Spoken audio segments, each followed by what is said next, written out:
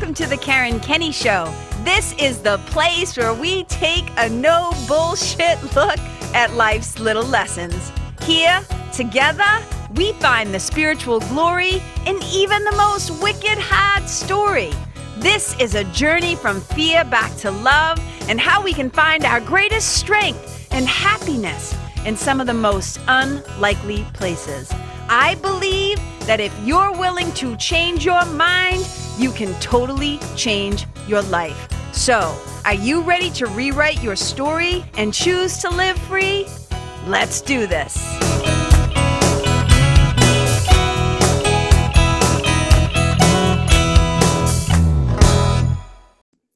Hey, you guys! I'm so excited. I think this is episode 19 of the Karen Kenney Show, and I'm delighted to be here.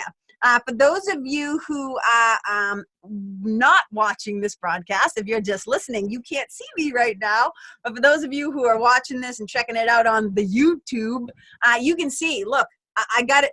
I got the top bun in. So top bun, getting shit done. You know, when I have a top bun in, I am getting some stuff done. So today's been kind of busy. Had to run a bunch of errands, talk to some clients, and go for a run myself. This bastard. You guys, we have this hill by my house. We have this 3.5 mile run by my house. It's like all hills. I don't even know why I do it. I'm not even that good of a runner. I just like make myself suffer, and I just laugh the whole time. I'm just like, I'm running this hill with Jesus. Me and Jesus are running this hill. That's what I always say. I'm just like, come on now. Let's go, spiritual team. So I'm still actually a little sweaty and stuff. It's a little gross, not going to lie. But I'm going to shower after this. But here's the deal, you guys. Episode 19. This episode is happening because one of my awesome podcast people, one of my team members is going on vacation. Good for her. And she's like, hey, I need like 3 episodes from you because I got to do all the show notes and do all the stuff before we go. And I'm just like, I am not used to creating content on demand. Like, that's not the way I roll, right? Like, if you saw one of my Facebook posts today, I call my quote unquote to-do list my get to-do list, right? I get to do shit that I want to do. I kind of have a life now at this age of 50 where I don't do anything I don't want to do. So I'm not like, I don't create on demand, right? I usually get to just have, stuff. I don't create or post or put shit on social media unless I feel inspired to. Something moved me, something taught me something like made me crack up laughing, something made me sad, something like got me like worked up about something. I want to say something about it, whatever. So this is how awesome my spiritual team is, you guys. So I had already recorded episode 18. And then I had also already recorded episode 20 because my friend, Licia Morelli, who I love, is going to be on the show this month. So I needed 19. And I was like out running errands and I was like, I have no fucking idea what I'm going to talk about. Right? I got to wait. I mean, look, I have a list of shows I could create. But if I'm not feeling it, I'm not going to do it. That's just how I am. Like, it has to be real and true for me. It has to feel genuine, authentic. But listen to this. So I was talking to my spiritual team and I was like, shit, you guys. Like, I was going to get some corn on the cob and stuff, some apples and, like good summer veggies and fruit. I was so psyched. And while I'm shopping, I'm like, I need an idea. I don't know what I'm going to talk about. So this is the deal. I go outside. And I'm putting the bags in my car. I got like 3 bags and some toilet paper or whatever. I'm doing my thing. And I shut my car door and I turn and I got my cot with me, right? And all of a sudden there's this lovely old man. He had to have been like 80 years old, right? And he looks good. He's got his chinos on. He's got his little loafers. He's got his shirt. He's looking sharp. He's clean. He's freshly shaved. And he turns to me and he says this. He says, would you like me to take this for you? And he's referring to my cot, right? And I say to him, you mean my cot? And he goes, yeah. I go, why? Do you want to use it? And he says, no. And so I'm just looking at him and I'm laughing. And all of a sudden, it hits me. He's just returning the cot to the store to be nice. And this is what's so fascinating. I am literally packed 1 spot away from the cot corral. Like, it's right there. That's why I park there, because when I'm done loading my groceries, I just bang that sucker right into the cat corral. So I could have easily done it. And I said, oh, the thing's right here. And he says, no, that's okay. I'll do it for you. And you guys, this is all of a sudden it hits me like spiritual team on the job. this is what I'm going to talk about today. So they deliver, man. They're clutch, man. Whenever I need them, like, boom, they show up. So here's the deal. This is what I want to talk about today. About giving and receiving and what your relationships are like. So here's a total stranger who was simply giving out of the kindness of his heart. He was just wanting to be helpful. Because I'm like, do you want to use this cat? And he's like, no, it's not even the cat he wanted. He just wanted to be helpful. And I was like, that right there is a beautiful example of being in service. And I was talking to one of my clients today about, so there's a saint in India named Neem Karoli Baba. Neem Karoli Baba, if you just Google him, you'll find out all about him. And he's known to have, like, done these incredible miracles. And he's basically the guru of people like Ram Das and Krishna Das and Bhagavan Das, all the Dases. he's kind of the teacher that all these American Western kids like went to India to like serve and sit at his feet, right? So he has this great quote, and I'm like paraphrasing it a little bit, but he basically says this. He says, serve people, feed people, love people, know God. And I really love this. I could talk a lot about the feed people part, but let's just talk about the serve people part. So when you just serve for the sake of serving and giving, doing it because you want to, not because you have to, and not because it's transactional, right? So when you are in service to others, it's a powerful, powerful way to know God, right? And I really believe this. So here's what I wanted to talk about. So that gentleman and I, first of all, he was a total stranger. He was an old man. He was probably never, ever going to see me again. He didn't have to be helpful to me. He just wanted to be helpful to me. So that was not a transactional relationship. And here's what I'm seeing more and more and more of these days. And I was talking to my other friend, Amber, about this the other day. I was talking about how I see so many relationships in the entrepreneurial world, number one. I see so many romantic and love, like marriages, dating relationships that in the world who also fall into this category I'm going to talk about. So what I'm seeing a lot of is transactional relationships, and then also what I kind of call political relationships. And my friend Licia and I were also talking about this. So obviously this has been in the air and on my mind because it's coming up and for a lot of different people. And one of my clients today too, she was out and she was just like delivering food to people. People who, I don't know the full story, but obviously people who either didn't have access to get these meals, they didn't have a car, or they're sick, or they're homebound, or they're stuck, or they're whatever. And so she was doing it. And she was doing it to be of service. And also because I'm going to talk about this part of it, because you get something back. It might not be money. It might not be whatever. We're going to talk about that. Okay, so let me refocus on transactional relationships. So this is what I see a lot of. And it starts when we're very fucking young, you guys. It starts when we're very, very, very, very, very young. Here's what we learn about love. Transactional love, conditional love, because that's what this world is really built on. And I'm going to do a whole other episode around choosing love over fear and what that really means, what kind of love Course in Miracles means when it says that love over fear, choosing love over fear. Okay, so here's the deal. So many people are in what I would call conditional love relationships, aka special love relationships. And they tend to be very transactional. So it starts when we're little kids. So we're little kids. We come into the world as babies, right? We come into the illusion, the big dream as babies, and we are completely dependent on other people. We can't feed ourselves. We can't clothe ourselves. We can't change our own diapers. We can't do shit. We're like babies, right? We're like useless, right? You know what I mean? But when I say useless, like we can't do anything, right? So we are dependent on the world to take care of us. So much of our feedback that we receive is coming from outside of us. Okay. So it's basically like what we learn when we're young is, oh, well, if I do this, I get attention. If I do this, they come and they feed me, right? There's always this like exchange going on. When we start to get a little bit older and we can actually start to understand words and stuff like that, and maybe even not just words, just like vibes. Like seriously, when we little kids, we are like little sponges, and we're so aware usually of our environment. We pick up on everything, and this is why I say to parents all the time: you better check yourself.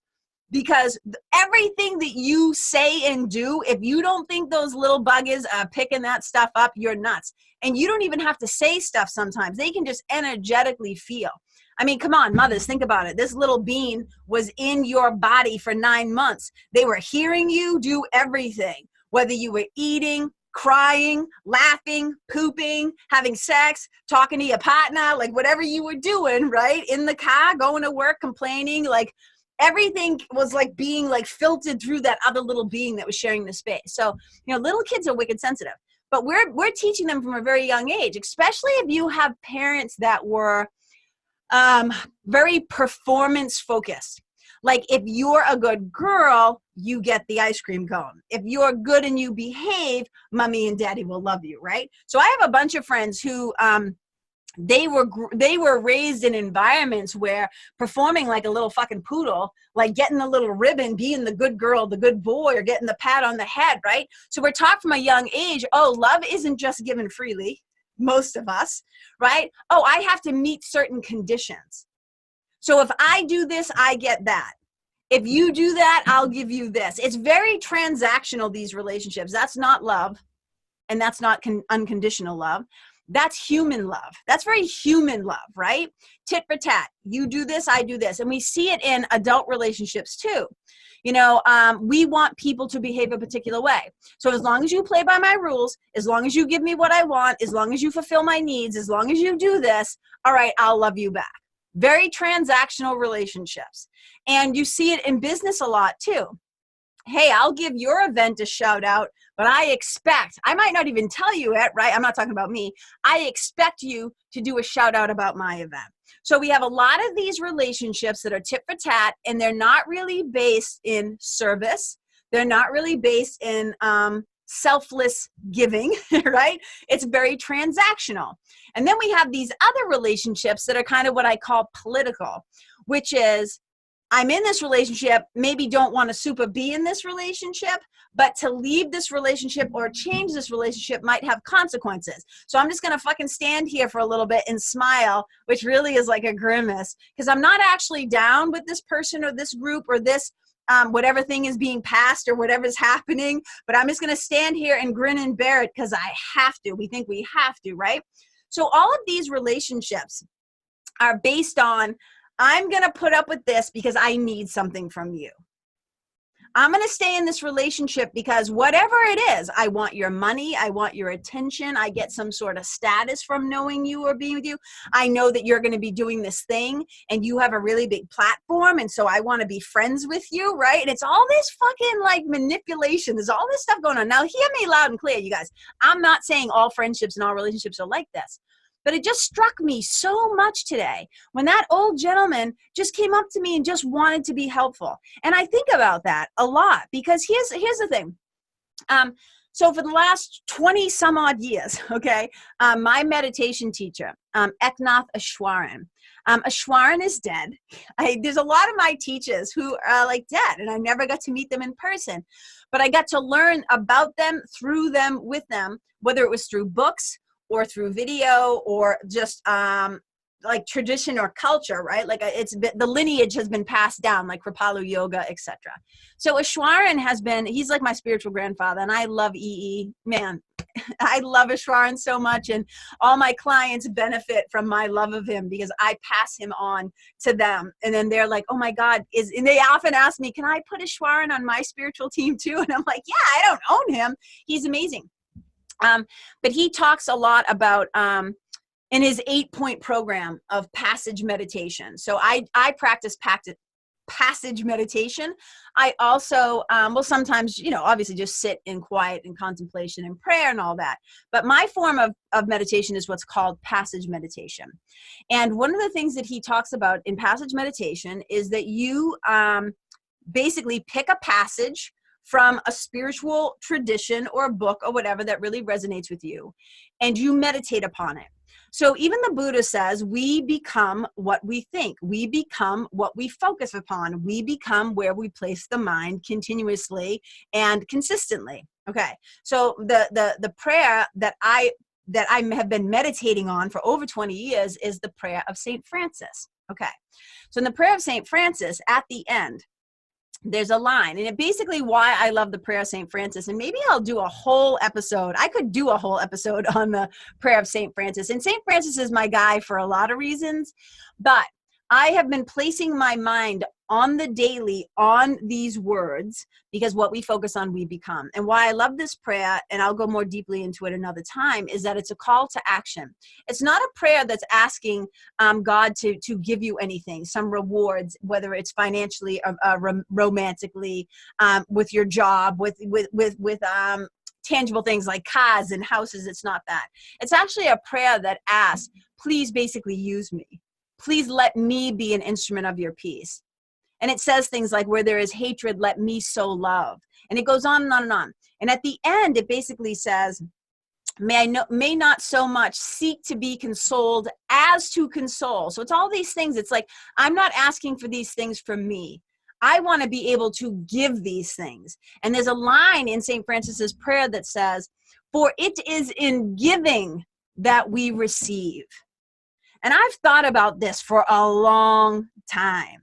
And in A Course in Miracles, lesson 108, it basically says, to give and to receive, I'm paraphrasing, but to give and to receive are one. It's the same thing. So I've been thinking about this a lot. And so I'm going to appeal to even the part of you that might just be a little bit selfish. So here's what I know to be true, right? So in a lot of my, the causes that I love, right? There are people, I have friends in the world who are doing work that I'm just so passionate about. And those are the people you often see on my podcast as my guests, right? Whether they're teaching about race and diversity and culture and inclusion, or they're teaching about using love, right? Using love in politics, Marianne Williamson, or whether it's about, ending domestic violence against women, or it's about my friends who have animal sanctuaries or in dog rescue. Okay. So I volunteer locally sometimes, once in a blue moon, at my friend's dog rescue, Peace and Paws Dog Rescue. And people will always be, and she always thanks me, right? My friend Melissa and Bo, who run Peace and Paws, they'll always, send me a text afterwards. They're my beloved friends. I love them to death. And they'll always say to me, thank you so much for coming today to hang out with the dogs and play with the dogs. They love it so much, and we love seeing you. And I always laugh. I'm like, I'm coming to volunteer, quote unquote, volunteer, at Peace and Paws. And I always say to her, I get so much out of that. Putting me on the floor with a bunch of crazy dogs and puppies and getting to play and pet them and love them. Are you kidding me? That's not a gig. That's not work for me. That's not hard for me. I can do that all day long, right? So it's to give is to receive. And that's a really easy example, right? Because I'm giving something, quote unquote, my time, my love, my affection, right? And yeah, I'm a busy person. Who isn't, right? I don't glorify busy. It's just the way it is. And it's important to me that I do that. So when I can't give money, I give time. If I can't give time, I do a social media shout out, right? I always try to find a way to be helpful in some way. So what I have gotten over the years, over the 20 years of hearing and over 26 plus years of being a Course in Miracles student, giving and receiving are one. They're the same. When you give, you receive. So even if you're a selfish motherfucker, if you're just wicked selfish and you start to get oh, when I do this, I receive this, and I'm talking in an emotional way now. See, it's not transactional for me. When I give, here's something I learned the hard way. And if you've done this, I know I'm a little scattered and I'm a little all over the place. It's because I'm getting excited and all these ideas are popping into my head. So I'm going to try to, and we're back, right? So I've learned the hard ways over the years that if you give with an expectation of receiving, you're in deep shit. One of the smartest things I ever heard, and I heard it from many people in many places over the year, but it really was drilled home too. I think Dave Ramsey, the financial guy, has said something about this. And I've heard other people, and I really believe this. Don't ever loan money that you can't afford to not get back, especially to your friends or your family members. Don't ever loan money. If you're going to loan money, just make it a gift. Just say, this is a gift. I'm talking about personal loans. I'm not talking about going to the bank and all this stuff. Because here's the thing. If you give with the expectation of giving it back, and they, for whatever reason, aren't able to give it back, I've seen more relationships get destroyed, based on expectations. You've all have heard me say this before if you listen to the show or have listened to all the episodes, right? Expectations are premeditated resentments. So if you can't give freely, I always say then don't give. If you're giving with expectation, well, I'm going to give you this because really secretly I'm going to manipulate you to get something back. Like I'm expecting something back. I'm like, that is not a gift. That is a fucking hook. That is not a gift. That is, a transactional relationship. And those aren't the kinds of relationships we want to be having with the people we quote unquote supposedly love, right? That's not giving freely. So if you're going to give, it's not about tit for tatting. And there's this incredible book, you guys, that I read when I was 19 or 20 years old. I think it was by Melody Beattie. She did a lot of books on like codependency and stuff like that. And I think it's by her, but I could be wrong. But I just will never forget reading this book called Women Who Give Too Much. Okay. I will never forget. This is back in the day when I was a little bit more of a drama queen. So I remember being in my apartment on Beacon Street in Kenmore Square. I went to BU. I went to Boston University. I had a couple of roommates. All my roommates pretty much, well, except for Christy, most of them were like rich. So I was like this like poor kid from Lawrence living in this apartment. It's a story for another day, running out of money. And, but one thing I always found was books. I always be like, I'm like, I might have to be eating bagels and ramen noodles and you know, at the time, bologna sandwiches on white Wonder Bread with mustard. But I always had money for books. I would always make sure that I had books. So I find this book, Women Who Love Too Much. I remember reading it. I remember laying on the futon in the living room with my head in somebody's lap, like reading it, and I just freaked out because I'm reading this book and it started to describe me to me. And I realized that I was a woman. I mean, I was a young woman, but I was a woman who had created these habits and these behaviors of giving too much of myself to my boyfriends, to my partners, to people in my life. But when I realized from reading this book is not only what I was doing, but why I was doing it. And when I realized that it really had to do with low self-worth and low self-value and not seeing myself as valuable, and also how it was codependent and a little bit manipulative, like I lost my shit. I will never forget it. I got up from the couch. I threw a bunch of stuff in my room. I snapped and I left the apartment.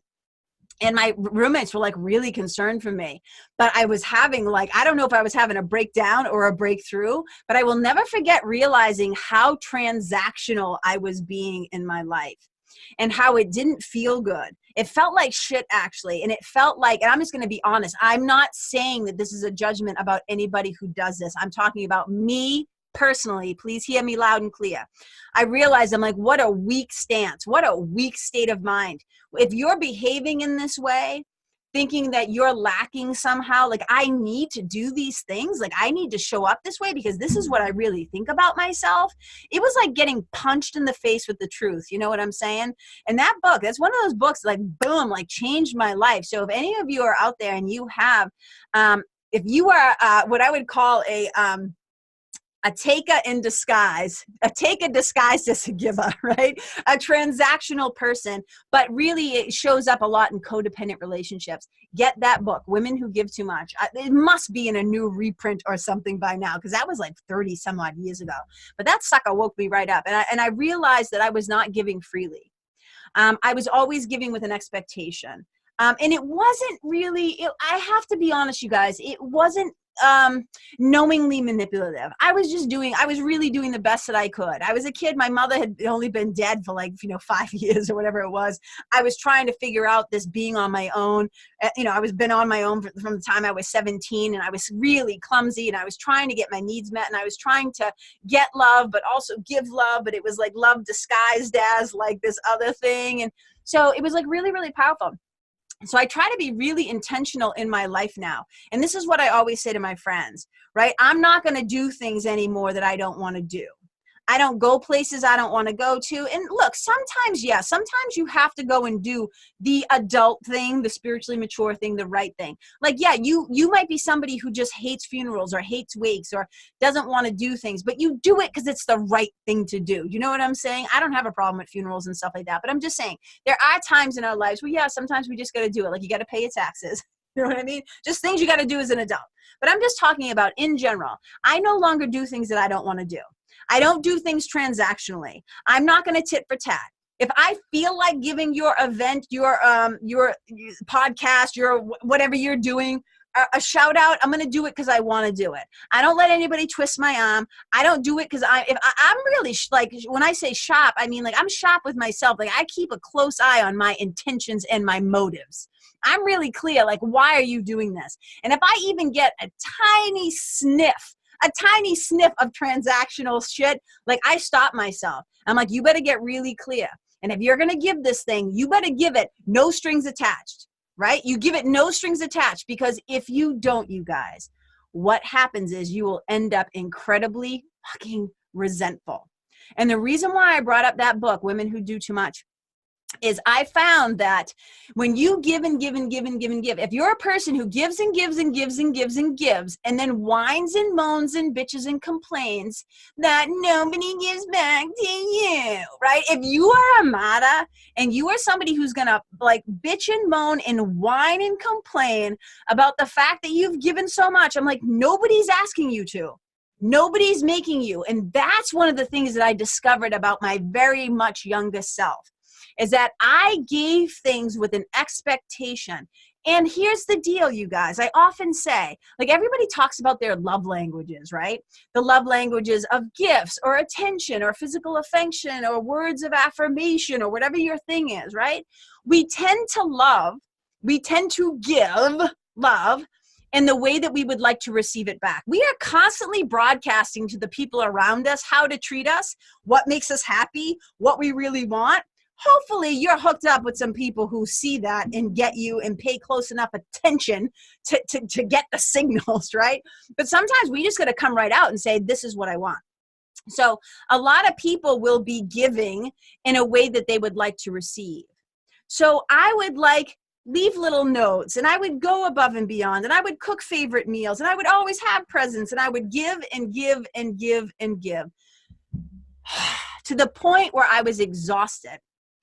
And when I was much younger, I just felt like, you just felt shitty because it wasn't balanced. I wasn't choosing people who was able to reciprocate. Now that I'm much older, I'm really picky about who's in my, whether you want to call it my circle of friends, my inner circle, the people who, my people as I call them, right? It's like, because here's the thing. I'm just going to say this. I found this really fascinating. Okay. So, at a very young age, because of like my childhood, and maybe I was just a sensitive kid, which I know I was, but I guess what I'm saying is I'm really good at picking up on what the people around me feel and what the people around me like, what the people around me need. I don't miss much. And I don't say that like I'm special. It was really a survival tactic, okay, that I have now used and turned into a gift or to my advantage in a nice way, not a manipulative way. And so my skill set is knowing how to love. That's one thing I can say I know I'm pretty good at. Okay. There's a lot of shit I'm not good at, but seeing people, hearing people, receiving people, loving people, I'm pretty good at. And I had a therapist one time who was a relationship expert, Daphne Rose Kingma. And I'll tell you all about Daphne another time. I have some good stories about her. And I love Daphne. Google her, look her up. She has incredible books. She's been on Oprah a bunch of times. She's been on Larry King. She's a relationship expert, like legit, okay? From California. She's gorgeous. I love Daphne so much. She's like one of my second moms. Okay. Daphne once said to me one time, she was like, I kind of feel bad saying this. And I was like, no, lay it on me. Like, what's up? She said, I kind of feel like you're going to move through this life almost always kind of being disappointed in your relationships because people don't know how to love at the level that you love. People don't know how to give at the level that you give. And that was a really powerful thing. And I've always been kind of aware of that and realizing that I can't expect other people to be able to show up the same way that I can show up. That's my particular skill set. Like, it's like my sweetie can't expect me to pick up a guitar and be able to play that tool and like make that instrument sing the way that he can. That's his skill set. My skill set just happens to be people, right? So when I stopped having an expectation that other people were going to get it and do it the way that I would do it, man, did things change, because I wasn't having this transactional thing anymore. I wasn't expecting them to be able to give and show up. And yeah, of course, there have been times in my life when I've been frustrated or disappointed, and it's like that whole thing, especially because, I'm heterosexual. I have, romantic relationship. Well, I'm married, you know what I'm saying? But I always dated dudes, right? So it's like one of those things where it was like, well, one time that's a story for another day. All right. And we're back. Okay. So the men in my life, men process, not always, but very often men process differently than men. And I had an awareness or an enlightenment at one point where I realized that, and I'm talking about like my father, my biological father, my stepdad, a lot of the men in my life. It's like I realized that, I want to say this so it really makes sense. So I'm gonna just pause and be careful or mindful with my words. It was not very loving of me to ask them to give something that they were not capable of giving. Do you hear that? Do you see what I mean by that? So if I have an expectation of you, or I perceive myself as lacking in needing something for you, which is just insane, fearful thinking. If I perceive myself not as the child of God that I am, if I perceive myself as broken or wounded or hurt or whatever the thing is, if I'm showing up from a place of scarcity and lack, expecting somebody else to fix me, heal me, fill me, complete me. Oh, that fucking Jerry Maguire movie, you guys, please, right? It was like the worst thing that could have happened to women. I love that movie, but that line I was like, oh, you just set women back so far, because now they're like, they want the guy that completes them or the chick that completes them. I'm like, no, right? Anyways, if you show up from a place of lack, expecting somebody else to make you whole or complete you or fix you or heal you, and you're giving with the intention of getting, you're in big trouble. And it's just not fair to ask the people in your life to give things that they're not capable of giving. That's not loving. That's not kind. And I just had to have a realization that there are adult men in my life who weren't able to be or to show up with the assigned roles that they had. And if any of you are out there and you've had like people in your life, whether it's your parents, your mom, your dad, your grandparents, whatever you wanted, whatever your expectation was, if you're trying to get something from them that they're not able to give, not only is it going to break your heart, it's going to create all this tension and stuff. So much of this work, you guys, it's like, and I'm going to circle back now to my main point. All right. Give to give. Give because you want to give. Give because you have an abundance to give. Give because it makes you happy. No strings attached, no hooks, no manipulation, no transactional relationships. There are going to be times in business, right, where you both agree, hey, I'm going to promote your event. You can promote my event. But it's like a decided upon fair agreement of love and support. But it's way different to keep doing it. You know how many modders I know? You know how many women I know? A lot of coaches that I see out there that are doing stuff under the guise of being loving and giving, but on the inside, they're seething with the rage, right? The anger about what they're not getting back. I give it, I give it, I give. If you hear yourself saying that, you have put yourself in a relationship and in an experience where you're going to be let down and possibly pissed off. So this is an opportunity to just think about, when I give, and whether it's I create content, right? This show for me is a give. I don't get paid to do this podcast. I'm not like, when I say I'm not getting, you know what I get from this podcast? I get the joy and satisfaction of getting to sit up here in my weirdo little closet, tell stories to you guys, This is a way for me to serve and to give love. This is a way for me to hopefully, I always say, I either want to educate, elevate, or entertain. I just want to be helpful and valuable in some way. I've been saying this prayer, St. Francis prayer, for like over 20 years, you know, and it's really about, please help me to be an instrument of thy peace. Like, use me. Please use me. And this is the way I said to my friend Kristen the other day, you know, I just look at myself as like God's assistant. And I just want to be the best assistant to God that I can be. I want this body of mine, this meat puppet. It's not me. It's just a vessel. It's a tool that I use while I'm here. I let the Holy Spirit use my body to be helpful in some way. And I just want to use it to serve, right? I want to use it to serve. Yeah, you know, the things I do for money, it's just because that's how it works in this world, right? I got to have a mortgage. I got to put food on the table, like whatever. Some things are just going to naturally be transactional. Like, that's the deal between employers and employees. I do the work, you pay me some money. But we don't want that in our love, like friendships. We don't want that in our romantic relationships, our marriages, who we're dating or sleeping. Like, it just gets creepy as shit, man. That just gets weird. And if it gets out of balance, if you aren't fulfilling your own needs and you're giving to get, woo, you just might as well just be prepared to be pissed off right now. Be prepared to be resentful right now. So I want you to really start to look at, and me too, you guys, this is always an invitation for me to put my love glasses on, to put my Jesus glasses, as I say, put those on and take a look through the lens to get real honest with myself and to be really loving, and compassionate, but like honest, and say, wow, which of my friendships have become really transactional?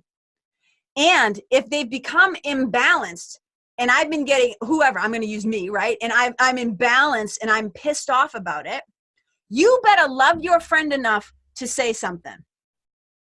Don't walk around pissed off. And this is a whole another episode for another day, but I'm going to mention it. I'm going to tap into it here. Back in the day where I grew up in Lawrence, Mass, we might even be loyal to a fault, right? We might be loyal to a fault, but Lawrence kids are loyal. Lawrence kids are like friends for life. Lawrence kids in the house. We are like friends for life. A lot of what I see now is very transactional. Why do you think the marriage rate, the divorce rate, I should say, is like over 50%? Because at some point, people get dissatisfied, they perceive their needs as not being met. And so they're just like, oh, I'm out.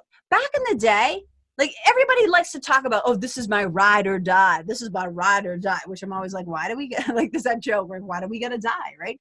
So I just feel like, can't we just have some spiritually mature friendships where we're allowed to disagree? We're allowed to get, quote unquote, mad at each other. We're allowed to be disappointed and to look at things right from a new angle. And like Tim Story, who's a great, a great teacher and coach, and I always say he's one of God's kids for sure. He's a preacher. He preaches in LA. I love Tim Story. I hope to meet Tim Story, and I want to be on Tim Story's show, and I want to have Tim Story on my show. So if anybody's listening and you know Tim Story, hook a sister up, because I'm a big time legit, like, love that Tim Story. So anyways, he said this thing one time on his show that he said, you know, sometimes, you know, as people are growing, as people are on their path, sometimes you just got to let people suck. Sometimes you just got to let people suck. And this is part of the growth thing. Can we just give each other a little more room to suck sometimes? I'm not talking suck in really like ways that are like malicious and heartbreaking and brutal and violent. I'm just saying sometimes we're going to be a little clumsy. So as we're starting to figure out relationships better, the sign of a true friendship is you can make mistakes. You can make mistakes and you can still be loved. And that's a whole other thing for another day that I'm going to talk about. You know, when you have the realization like, oh, I can make mistakes and I'm still lovable, that's like really big. And to have friendships that aren't transactional, that aren't political, that are really based on true, genuine, true blue, die-hard, real deal, Holyfield love, like, you guys, that is so rare and it's so important. So if you have some people in your life who are not transacting you, who are not like doing the political thing with you, who are going to love you and stand by you and love you enough to call you on the blind spots to your bullshit. This is what we want in our relationship. So again, circle back, and we're back. I want to invite you and myself to be taking a look at the current state of our relationships, the current state of our friendships, right? Where are we giving in a way where we're hoping for, fingers crossed, double dutch, whatever, trying to get something back? Where are we giving freely? And if we're not giving freely, it's because we actually believe that we're lacking something. Think about that, man. Let that kind of like sink in. If we're giving, trying to get, it's because we believe that we're actually lacking something. And how can a child of God be lacking anything? I'm not talking like here in this physical, I mean like ultimately as a spiritual being, how can we actually be lacking anything? So I often think about this when A Course in Miracles says to give is to receive, and St. Francis says it's in giving that we receive. It's in pardoning that we are pardoned. It's in forgiving that we forgive. And Marianne Williamson once said, and it's an inspiration from A Course in Miracles, but she basically says the only thing that could ever be lacking in any situation is the love. It's what I'm not giving. It's what I'm not giving. Look, and let me be really clear here. That doesn't mean that you become a doormat and you just give and give and give and give and give until you're exhausted. And look, sometimes, let's call a spade a spade. As a parent, especially as a mother, I'm not, dads, you give a lot too. I'm not saying that, right? But a lot of times women, we tend to be, who here, double amen hands, who's an overgiver? Right? My coaches, I was in this business coaching program for like 2 years. And one of the feedback I would get is like, you overgive, you overdeliver all the time, which is okay if it doesn't deplete me, if it doesn't make me upset, if I don't feel resentful. But if I'm overgiving because I don't believe in something, like I overgive because that's just me. I've always been that hyper responsible kid. I always love to go above and beyond, right? I love surprises and delights. I love to give. Giving is one of the ways that I receive. Do you hear what I'm saying? I love to give presents. I love to give love. I love to cheerlead people and do shout outs because let's just call it what it is. I love to be of service, yes, but I get so much from that. I get so much joy from seeing other people happy. I really do, right? So maybe it's like, yeah, maybe it's a little selfish, but I don't think anybody's getting hurt in that. I just love to give. And look, I'm not perfect. I'm just saying, I want to invite us into looking at, do I just do things to be kind? Right? Do I do them because it's the right thing to do, right? We don't want to be doing things, you guys, transactionally, because that's not real love. That's conditional love. And it is possible to be here in this world and to lean more and more to strengthen that unconditional love muscle.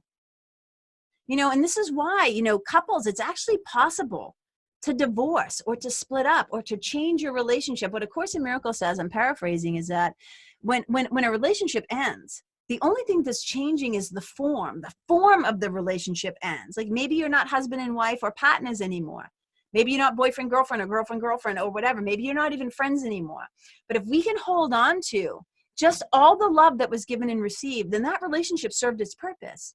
So when we're not trying to get shit from each other, we're not trying to manipulate and come at each other from our places of weakness. A Course in Miracles has a beautiful line that I love. And I was just telling a client about it today. And it says, I'm paraphrasing, but it's like, I can always choose to see the weakness in me, meaning identify with the ego part of me that believes that I'm broken and separate from God. I can always choose to believe like the weakness in me, or I can choose to focus on the strength of Christ in me. And if you don't like the word Christ, put in love, goodness, power. I don't care what you call it, but it's like, I choose to focus on the strength of Christ in me. And if I focus on that, I don't need you to give me anything. Do you see what I'm saying? I'm not talking about business relationships or employee relationships where that's just a given, right? I work for you, you give me a paycheck or whatever. So if any part of this like spoke to you, I would love to hear, like you guys, when I'm up here in the podcast closet, like I am talking at you, like we can't, right? But I feel like I'm talking with you. This is an invitation to a conversation. So I would love to hear what you think about this. And if any part of this landed with you. I always used to say to my yoga students during class, I taught, I've been a yoga teacher for over 20 years and I had a studio. Some of you might not know that. Somebody said to me the other day, I didn't even know you were a yoga teacher. It's like, yeah, I've been a yoga teacher for like over 20 years. But I used to have a studio. And so I had students all the time. And they would say to me, I would say to them, don't be stingy with your breath. Like, don't hold your breath in class. But I would also say, don't be stingy with your love. And what we often do is we decide which little group of people that we're going to give our love to, whether it's your kids or your partner or your nuclear family, right? But it's like, that's not how love works. We have to give love freely or we're not giving it at all. Do you see what I'm saying? This is just a different way of looking at things. So to give is to receive. So just be thinking about how you can take, I think of it like hooks. Like literally, I think about these big metal hooks that like gunk. So if I give you a present, like I can't tell you, right? There's a difference between this. Let me give you an example. There have been times when somebody has sent me a card or a present, okay? And I receive it. And I might not let them know right away that I got it, or I might not say thank you right away. And my sweetie taught me a lot about this. Because I am quick to say thank you and I'm quick to acknowledge things, and he's slower. And one time I said to him, did you see the thing or whatever it was? And he said, sweetie, sometimes you have to give me a little more time to respond. You have to give me a little more time to like say thank you or whatever the thing was. And I thought that was such a powerful thing. So I've noticed this more in my life, right? The older I get. So there are people in my life who have gifted me things, and I like to take my time. Sometimes I want to send a note back in the mail. So it might take 2 weeks. Sometimes I want to wait till I can sit down and write a nice note, you know, or type it out and email it or whatever I'm going to do, or make a video or whatever I'm going to do. So sometimes I need a little more breathing room to respond because I like to process and I like to think about what I'm going to say. And it's like they'll send a thing and then immediately they're writing to me, did you get it? Did you get it? Did you get it? And I'm like, this doesn't feel, and I understand. Now there's a difference energetically between, hey, I didn't put a tracking number on this thing. I didn't go full out and spend the extra $3 at USPS, right? The post office. So they just want to literally know, did you get it? Did it arrive safely? That's one thing. I can feel energetically whether it's a hook or not a hook. There are people who give, and I'm like, they're just fucking sitting there at their house waiting for me to say thank you. And that doesn't feel good. And so you know what I do sometimes, because I can be a little bit of a dick in this way? I'll just take a little longer. Because I don't like getting the hooks in me. I don't like getting the hooks in me. 98% of the time, I'll respond with, yes, I got it, thank you.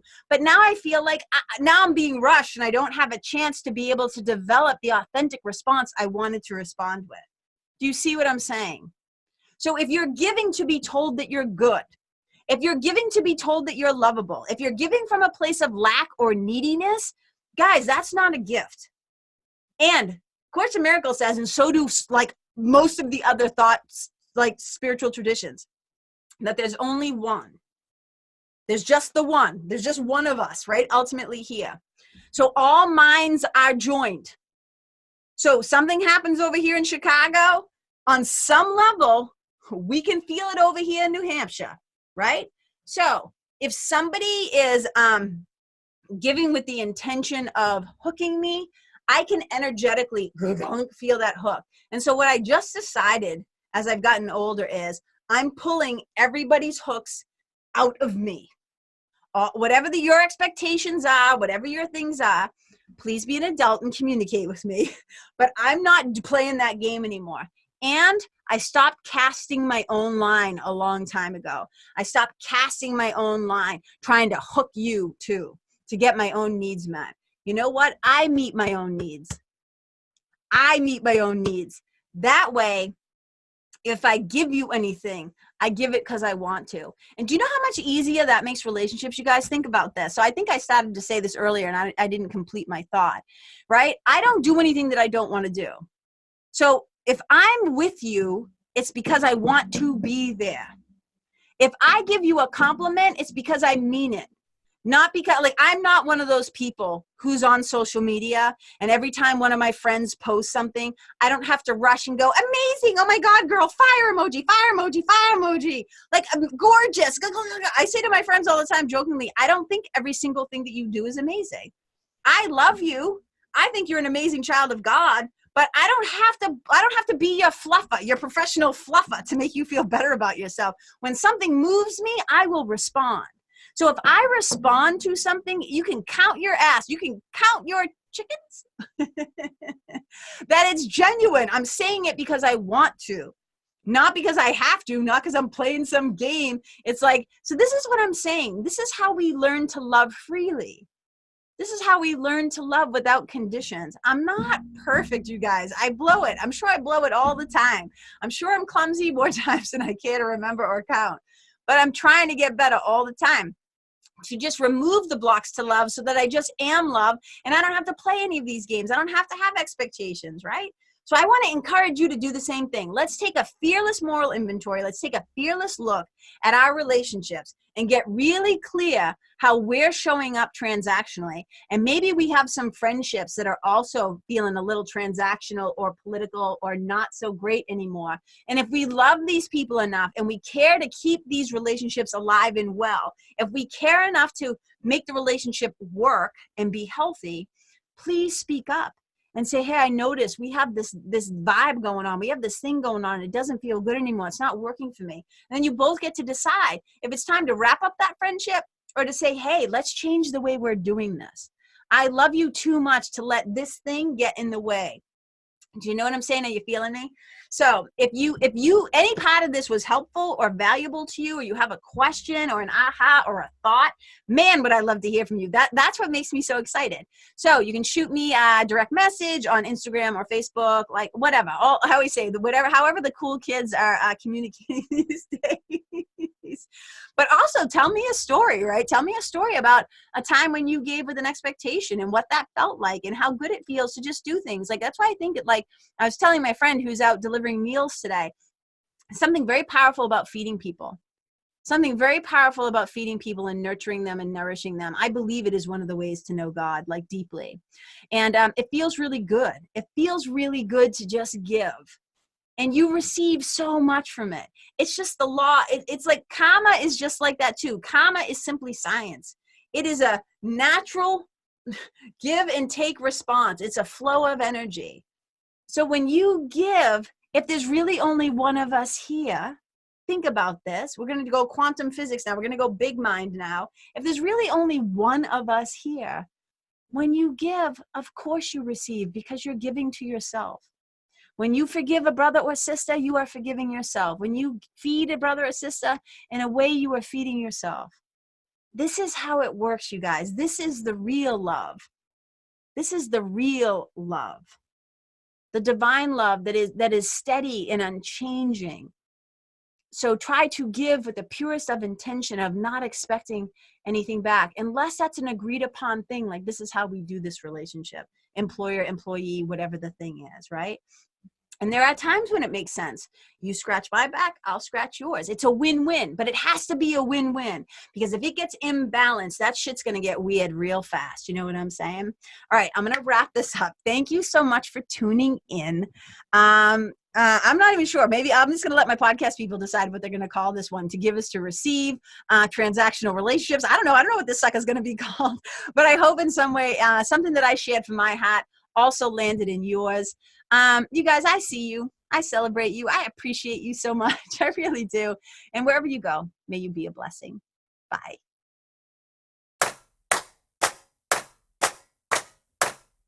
Hey, you guys, thank you so much for tuning in to this episode of the Karen Kenney Show. I super duper appreciate your time, friendship, and support.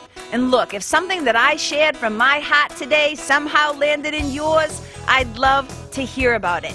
So please tag me on Facebook or Instagram or IG stories or wherever the cool kids are hanging out these days, and let me know what your favorite part was or what you found most helpful. You can find me over at Karen Kenney Live. That's Karen, KenneYlive. And if you're digging what I'm saying and you want to hear more, I'd be wicked grateful if you could go to iTunes and subscribe and leave a review, because you guys, that's how you'll help me to keep spreading the love. And if you can think of someone that could benefit from hearing this episode, please share it with them. I'd also love to stay connected with you. So if the feeling is mutual, please go to KarenKenney.com/freebie and download my free guide to building your spiritual team. Until next time, my brothers and sisters, keep living in the fearless flow. Know that I see you, I appreciate you, and I love you. And wherever you go, may you be a blessing.